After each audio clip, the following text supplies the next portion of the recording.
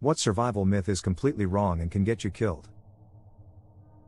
Drinking water from a cactus. If absolutely needed for survival, you could get some water out of a fishhook barrel cactus, but only in limited amounts. Most cactuses have various acids and other fun things in the water that will make you crap yourself to death. Dehydration in the desert isn't a laughing matter, and you don't want to lose the precious bit of water left in your body to the desert ground. Running in a zigzag to outrun an alligator. Alligators don't run for long distances, so this will probably just waste your energy. They can also climb some fences and trees as well. That crappy change your voicemail if you were lost PSA that was making the rounds over the last year. You need a cell signal to change your voicemail. If you have a signal, then why wouldn't you just call for help? Moreover, it misses the most important thing about US cell phones and being lost. 911 will work on any cell tower regardless if it's in network or even if you have an active phone plan or not. So in an emergency, always try dialing 911 regardless of your phone appears to have signal or not.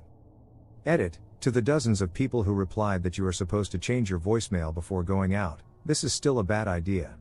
If you're lost or injured in the woods, your survival depends on being found quickly.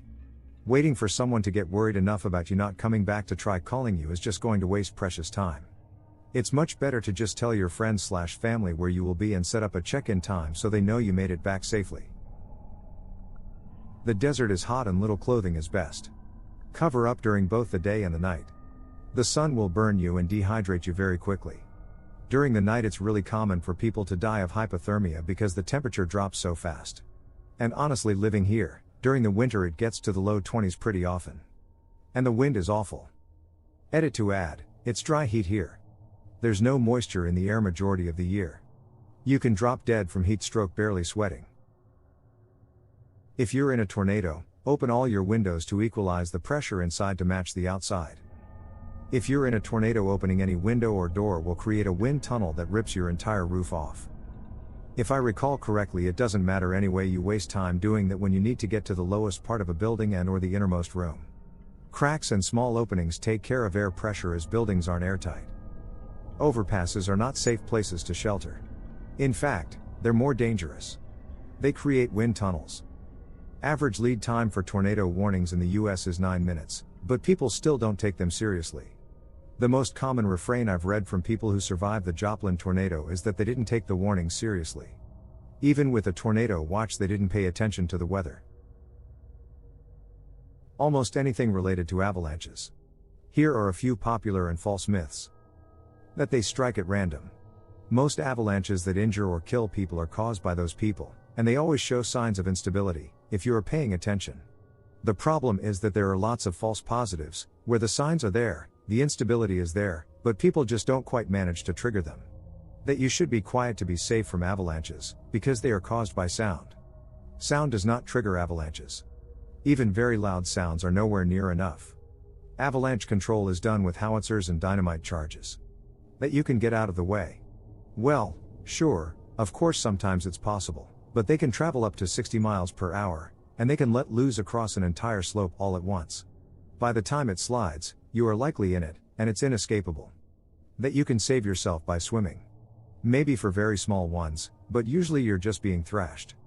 I've heard it compared to being in a side-loading washing machine. That you can spit to tell which direction is up.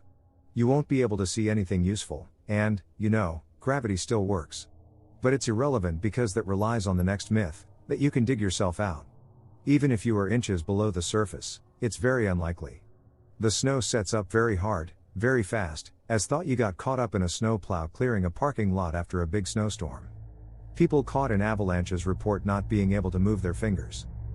Along with that are all the normal problems people have with low probability, high consequence risks, the it won't happen to me stuff, but that's not so much an issue of myths as poor judgment due to things like familiarity with a slope, desire to be accepted by a social group by skiing that rad backcountry line, feeling committed because you came all this way, deferring to someone you perceive as an expert, desire to get the first tracks after a storm, social proof, where you see others doing it, so it must be safe, etc.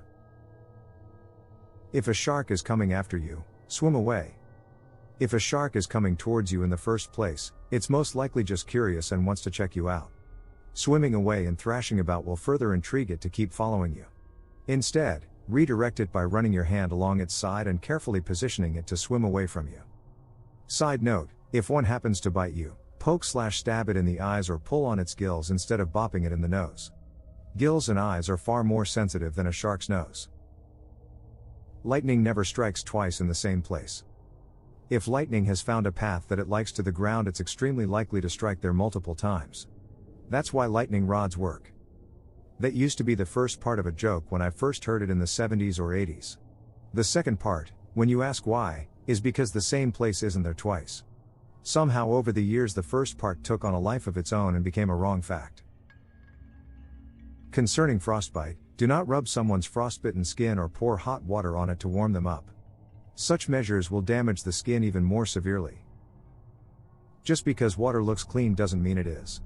You've got to boil it or distill it to actually have clean water. Or carry a modern filter like a Life Straw or Sawyer if you think there's even a remote chance you're going to be stranded with no potable water.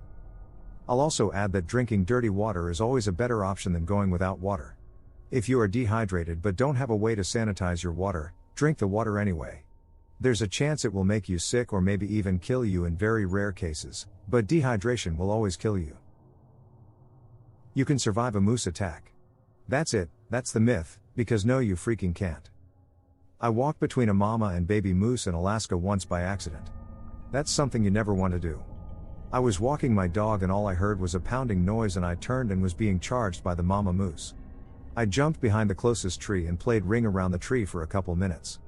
The snow was pretty deep and I was hoping I wouldn't trip and be stomped to death. My dog was about 15 months old and he had hightailed it out to the middle of the lake and had his tail between his legs, shaking.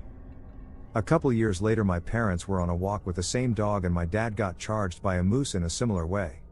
He jumped off the trail but immediately got stuck in the deep snow and figured he was about to be a dead man. That dog came running up and was biting and growling at the moose's face and chased it up the trail. Maybe he remembered moose equals bad? Myth: the rubber tires on a vehicle will insulate you from ground and protect you from lightning. Lightning doesn't stop for 2 inches of rubber, though the car will act like a Faraday cage and protect you from the electrical current unless you're in a convertible, a motorbike or any other vehicle that doesn't cover you in all directions. Also, don't lay down on the ground during a thunderstorm. You increase the risk of being shocked by a ground current, which can be pretty dangerous. Another thing, don't take shelter under a tree or a gazebo, they can explode or light on fire when struck. The first mistake in wilderness is to look for food and water first before having a shelter up to keep yourself dry and warm. Also, if you have to forage for food, avoid mushrooms entirely. Odds are so slim you will find an edible kind that you're much better off looking for things like nuts, seeds, and berries. People say that herbivores animals are friendly and peaceful, so you are safe being around them. Seriously, everything from cows to deer can and will kill you if you make it angry. It is usually a good idea if you are in the wilds not to get near any large wild animal, but herbivores can often be even more aggressive than the predators. If a predator attacks you, you have a fairly good chance of scaring it off, especially if it's smaller than you, because it's likely only looking for food. If a herbivore attacks you, you're fucked because it genuinely wants to kill you. Urban survival. If you hear shots, go home. If you hear yelling, ignore it and go home. If someone is following you, don't go home. Check the license plate against your app info and ask the name of your driver if you're using Uber/Lyft. Walk purposefully with your head up. Act like you belong. If you saw something, no the hell you didn't. Hit a snake fast with a shovel, or kill it by snapping it. If it bites you, suck the poison out or use a tourniquet. No. For flip's sake. Australians are constantly bewildered by every other country's madcap insanity around this. We live with deadly snakes. Why do people do these things? 1. Do not mess with the snake. Just leave it bloody alone. Magically, you don't get bitten. 2. If you messed with the snake, see point 1, we told you not to mess with it, call an ambulance.